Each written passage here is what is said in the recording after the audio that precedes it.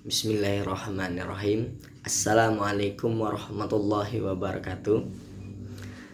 Alhamdulillah, bi syukri walidain wal ihsan wal awabain. Assalatu wassalamu ala jaddil hasanain imamul harramain syafi'i ashqalain wa ala alihi wa sahbihi ajmain. Asyhadu an la ilaha illallah wahdahu la syarika lahu wa asyhadu anna Muhammadan abduhu wa rasulullah nabiyya ba'da. Raditu billah wa bil islami dina wa bil muhammadin nabiyya wa rasulah.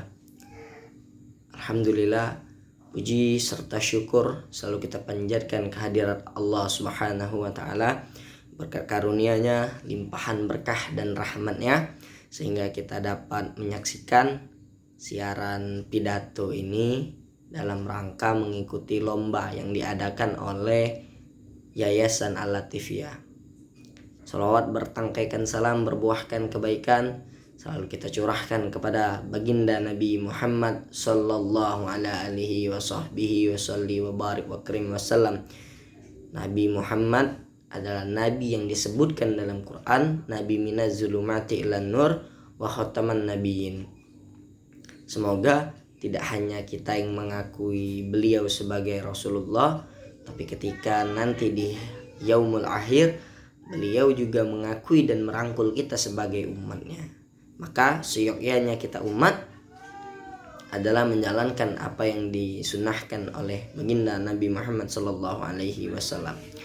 Yang terhormat Kepala Yayasan Al-Latifiyah Palembang, yang kami hormati Dewan Juri sekalian lomba pidato pada kesempatan kali ini, dan tak lupa seluruh umat manusia dan umat Islam yang menyaksikan video singkat dari pidato kali ini. Ikhwani fillah, pada kesempatan kali ini saya akan membawakan pidato yang berjudul tentang Al-Quran sebagai pedoman yang sangat benar. Karena mengapa? Al-Quran tidak hanya menjadi kitab suci. Al-Quran tidak hanya menjadi buku bacaan. Al-Quran juga tidak menjadi sebagai pedoman kehidupan. Tapi Al-Quran melebihi hal dari yang saya sebutkan tadi. Jadi begini, ketika Al-Quran itu diuji oleh seluruh umat manusia yang ingin meneliti, maka tidak ada sekucil hal yang keliru, yang salah, dan yang tidak sesuai dengan apa yang dikatakan oleh Allah Subhanahu wa taala dalam Al-Quran. Kemudian Al-Quran ini bentuknya perkataan Allah Subhanahu wa taala yang diturunkan kepada malaikat Jibril dan diberikan kepada melalui baginda Nabi Muhammad sallallahu alaihi wasallam.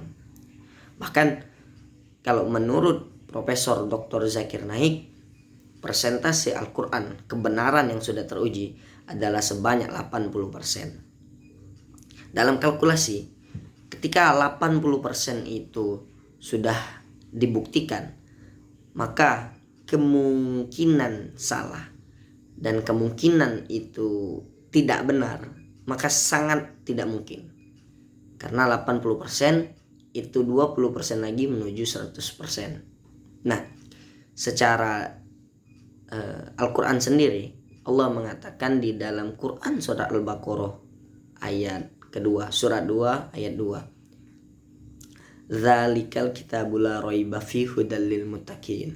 Jadi tidak ada keraguan dan Al-Quran ini petunjuk orang-orang yang bertakwa.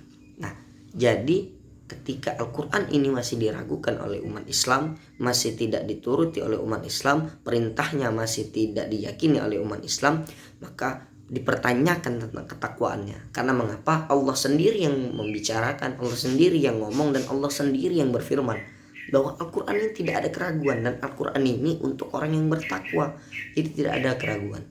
Nah, secara dalil aklinya tadi sekian puluh persen, 80%. Nah, secara sosial bahwasanya Al-Quran ini banyak menceritakan tentang kehidupan.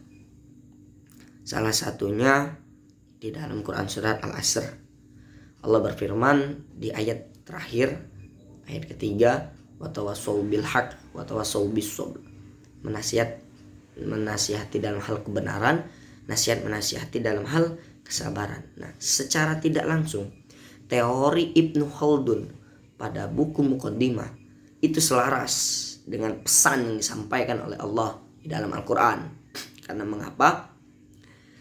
Dalam berhidup sosial, kalau secara ilmiah itu salah dan keliru menjadi sifat dasar manusia. Kalau di dalam Al-Quran itu lalai menjadi sifat dasar manusia. Maka Allah menyeru untuk saling mengingati. Allah tuh sudah tahu. Allah tuh sudah menceritakan bahwa ada manusia yang salah dan yang mau diingati dan tidak mau diingati.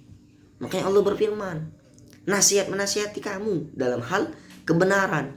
Jadi yang kita sampaikan, yang kita ucapkan, yang kita ingatkan itu mengenai kebenaran. Nah, bagaimana menyikapi orang-orang yang susah diingatkan? Maka Allah mengatur, Allah bicara itu bahwa dengan hal kesabaran. Bahkan Allah juga mengatur cara menyampaikannya. Nah, itu luar biasanya Al-Quran menjadi pedoman. Ini baru secara sosial. Ketika kita ingin berbicara dengan pemimpin, maka Allah katakan qaulan layyina, perkataan yang lemah lembut. Ketika kita ingin menyampaikan kepada orang yang mudah tersinggung, orang tua misalnya, maka Allah katakan qaulan karima, perkataan yang baik. Ketika kita berbicara dengan orang yang awam, yang pengetahuannya mohon maaf itu kurang, maka Allah bicara bahwa katakanlah dengan qaulan maisuro, perkataan yang mudah. Maka seluruh tindak tanduk kita itu selaras dengan Al-Quran. Maka kata Profesor Dr. Quraisy Shihab dalam bukunya Membumikan Al-Quran, bahwasanya Al-Quran itu tidak hanya sebagai kitab suci, tapi lebih dari itu. Tadi secara dalil naklinya sudah, dalil aklinya sudah, kemudian secara sosialnya.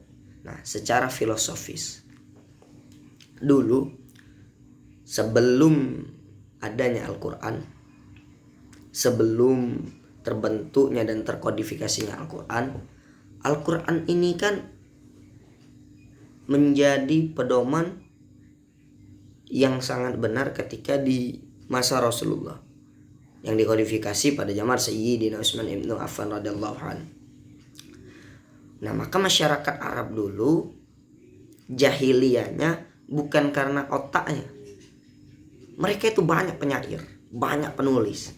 Tapi yang dikatakan jahiliyah adalah kebiasaan dan budayanya di sana. Maka Allah sebutkan di dalam Al-Quran, Nabi Muhammad itu minazulumati ila nur, dari kegelapan menuju terang benderang. Dan itu yang dipakai filosofinya oleh ibu kita Kartini, habis gelap terbitlah terang. Nah, jadi melalui Al-Quran terciptanya peradaban, terbukanya jazirah Arab, terbukanya sampai ke Eropa, Asia, Afrika dan lain-lain. Karena mengapa? Dulu ilmuwan, pejuang, para syuhada sebelum melakukan aktivitas, yang dilakukan adalah mengkaji Al-Quran. Buka daerah, kaji Al-Quran. Menemukan obat, mengkaji Al-Quran. Cara membentuk pemerintahan yang baik itu ada di Al-Quran. Sosial ada di Al-Quran. Politik ada di Al-Quran. Ekonomi ada di Al-Quran. Biologi ada di Al-Quran. Dan seluruh ilmu ada di Al-Quran. Hanya saja kita sekarang kurang mengkaji dan memahami apa itu Al-Quran.